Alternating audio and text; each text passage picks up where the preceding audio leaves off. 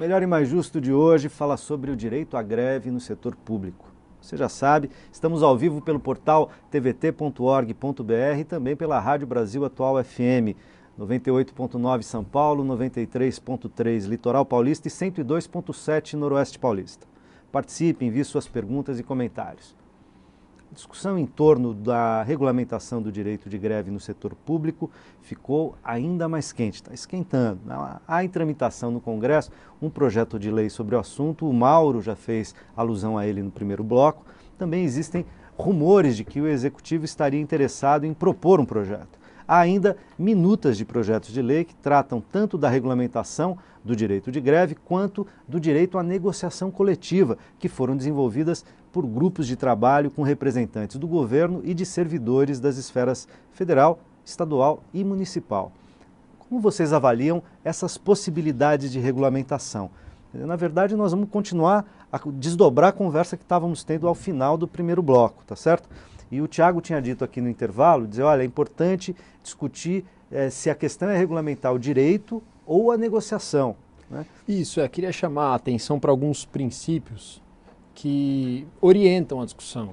Como bem o Mauro colocou aqui no intervalo, todo o projeto de regulamentação do direito de greve no serviço público e até na iniciativa privada tem aparecido como regulamentação no sentido de restrição do direito de greve, exceto o do deputado federal Paulo Paim, o projeto, o PLS 8384 de 2007. A única restrição é nos setores ligados à saúde, não é? Nesses é preciso haver restrições. O resto segue a lógica, e é o que eu queria colocar aqui como princípio, da greve como liberdade. Não é? O trabalhador está numa situação de penúria, está numa situação de congelamento salarial, não consegue honrar com seus compromissos em casa ou suas expectativas, precisa parar para conseguir com esse ato radical, esse ato, né, de forçar a outra parte a melhorar essa situação, nessa relação. Esta é uma liberdade que não se regulamenta previamente o uso dela, né? A liberdade funciona assim, a liberdade de reunião... Senão não seria um direito, né? Senão não seria um direito. Se você não pode exercer o direito, se você tem restrições a um direito, isso não seria um direito. Por exemplo, o direito de reunião, né? A Constituição só coloca ali não pode regulamentar previamente, apenas pede que informe as autoridades para que não haja duas reuniões no mesmo lugar, né? Mas não há regulamentação prévia. Assim também tem que ser a greve, né? É uma liberdade a ser exercida pelos trabalhadores que vão decidir sobre a oportunidade e os interesses que vão por meio dela defender. E aí se pune eventualmente o abuso, né? Então acho que essa tem que ser a lógica geral. E para isso o artigo 9º, como eu falei no primeiro bloco, ele é suficiente, né? Então, qual é o artigo 9º da Constituição? Exato. Qual seria uma proposta de regulamentação do direito de greve? A aplicação do artigo 9º ao serviço público. Eu colocaria aí os princípios que estão na Convenção 151 da OIT e, como proposta, os projetos do Paulo Paim, né, que reservam aí essa questão da saúde.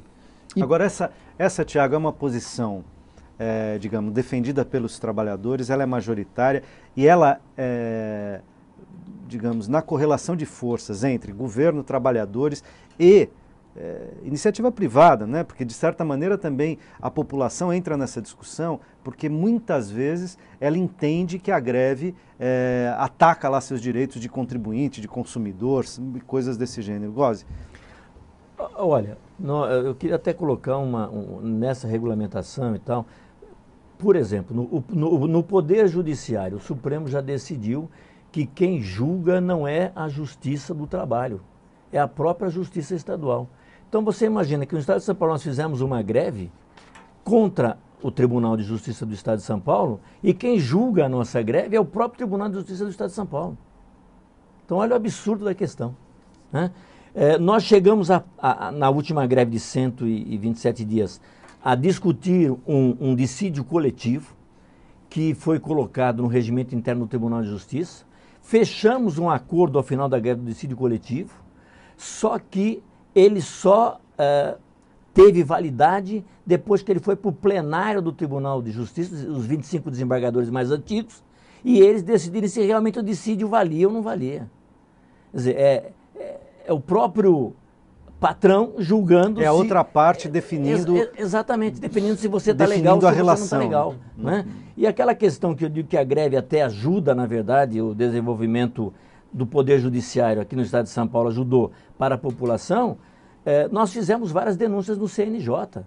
Desde o ministro Gilson Dipp, que era corregedor, até a ministra Eliana Calmon, nós conseguimos levantar dados no Tribunal de Justiça que a população não conhecia.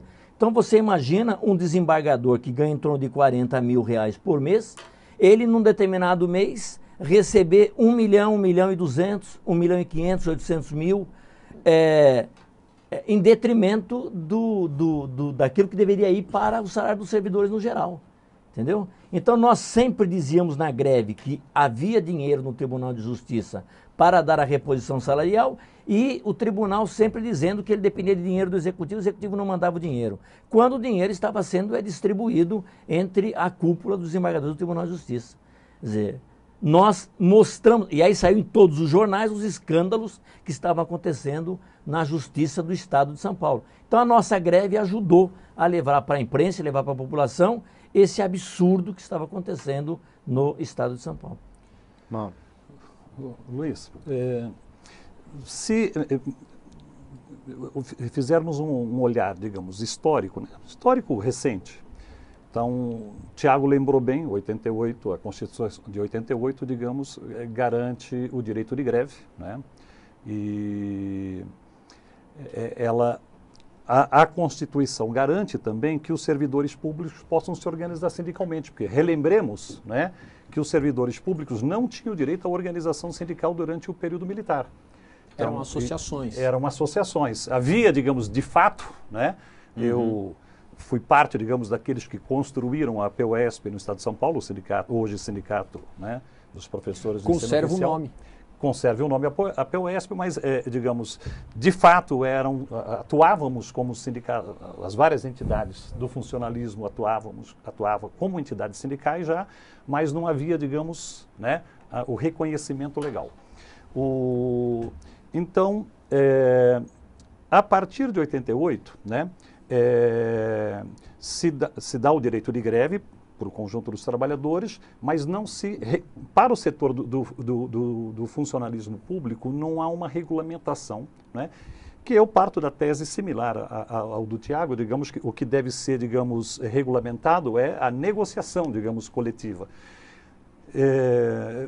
Eu parto do pressuposto de que foi interessante para a burguesia brasileira deixar isso em aberto, digamos, naquele momento essa situação nebulosa, digamos, lhes era favorável. Agora há uma pressão grande do capital, né, sobre o governo, isso já vem, né, Tiago lembrou bem desde Fernando Henrique e tal, de buscar, né, fazer restrições, digamos, né, fundamentalmente ao setor público, com um argumento que é um argumento de buscar jogar a população contra os servidores públicos, como se a greve fosse greve contra a população, né, e no caso a população que usa o serviço público, né, é a ampla maioria da população brasileira e é a população mais pobre, né, mais necessitada da sociedade.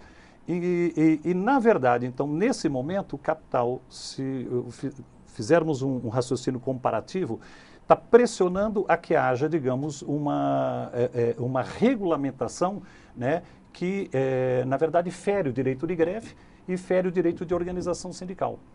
Isso é parte de uma política mais geral, que não é só para os servidores públicos, de a criminalização dos movimentos sociais. Digamos, de buscar criminalizar aqueles que lutam, né, e aqueles que querem transformar a realidade ou que acabam se chocando com os interesses do grande capital. Eu queria dialogar um pouco com as ideias que aparecem na população sobre a greve do serviço público. Essa, para nós, é a questão central, porque os servidores, nós precisamos conseguir o apoio da maioria da sociedade para que essa regulamentação ajude o direito de greve, né? E aí, para isso, eu queria mostrar um pouco a perversidade que é restringir o direito de greve do servidor público. Por quê? Não se percebe, mas no serviço público, o capital fundamental é humano, não é? Talvez o principal recurso ali no serviço público sejam os servidores públicos. E para que haja um bom serviço público, é fundamental que haja um corpo, né, qualificado e bem remunerado. Não é? Nenhum brasileiro não defende que a educação seja uma grande solução para o Brasil. Não é? No senso comum, conversando em qualquer lugar, né, se diz, o problema do Brasil é a educação, precisa melhorar a educação, isso todo mundo diz. Vamos dar um passo nesse raciocínio. Bom, então se o problema do Brasil é a educação, temos que ser a favor do direito de greve dos professores, porque esse é o melhor instrumento para que eles possam defender melhores condições de trabalho, né? Tanto dentro da sala de aula, né, na escola e assim por diante, as relações que ali se dão, quanto à própria remuneração. Então, a restrição ao direito de greve dos servidores, como bem colocou o Mauro, ela entra numa lógica neoliberal, de restrição do Estado mínimo, enxugamento do Estado, congelamento salarial, rebaixamento, né, para abrir um espaço para a iniciativa privada na educação, que a gente já sabe, passaram-se aí 20 anos e ela não resolveu o problema da educação. Agora, eu acho que é uma coisa importante para a população, e que nós de sindicatos, de associações, devemos trabalhar, é que, na verdade, todos os direitos que o cidadão tem na Constituição chegam a ele através do servidor público. Isso é muito importante. A educação do Estado chega através de um professor do Estado. A saúde chega através de um funcionário do Estado. Enfim, qualquer dos direitos que você pegar na Constituição passa pelo... É o servidor que tem o contato direto com a população. É ele quem está passando esse direito. No entanto, quem joga isso contra é exatamente quem joga contra o próprio serviço público, que é o governo que está ali plantando no executivo. Eu queria fazer um adendo. E todos os direitos que entraram na Constituição o foram pelas greves. O papel que teve as greves do ABC, e a gente está aqui em São Bernardo, ao lado dos sindicatos metalúrgicos, as greves gerais metalúrgicas de 78 a 80, foi fundamental para fazer que a transição da ditadura para a democracia perdesse aquele caráter de uma transição por cima, pactuada, e se tornasse num processo de discussão nacional em que os trabalhadores participaram. Então, os direitos sociais chegam à população pelos servidores públicos, e os direitos chegaram à Constituição pela ação, pelas greves, pelas lutas dos servidores públicos. Além disso, Lucas, aproveitar o colocado aqui pelo Gozzi é correto, as greves no setor público, elas não são só greves por reivindicações salariais, elas são greves para melhorar a qualidade dos serviços que é prestado. Que é prestado e que é obrigação do Estado, né, de prestar à população. Então, na verdade, as greves, elas estão buscando beneficiar a população, elas não são contra a população. E o servidor público, muitas vezes, a faz, né, não porque ele tenha vontade de fazê-la, mas porque é o último recurso que lhe resta para poder, né, continuar prestando um serviço razoável, de qualidade, né? E infelizmente está difícil prestar, pela lógica, digamos, do Estado mínimo, a lógica que impera no neoliberalismo hoje, né?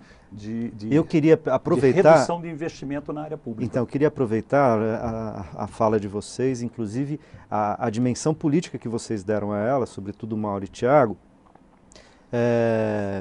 Do ponto de vista, vocês levaram para a dimensão, digamos, macropolítica a discussão, como estratégia do capitalismo, como uma dimensão da política neoliberal e tal, as restrições à greve, os impedimentos, as limitações, ou a tentativa de regulamentar por cima e de uma maneira, digamos, pouco democrática ou participativa, etc., um direito que está consignado na Constituição, uma Constituição que nasceu de um momento de retomada da democracia e com luta social muito forte.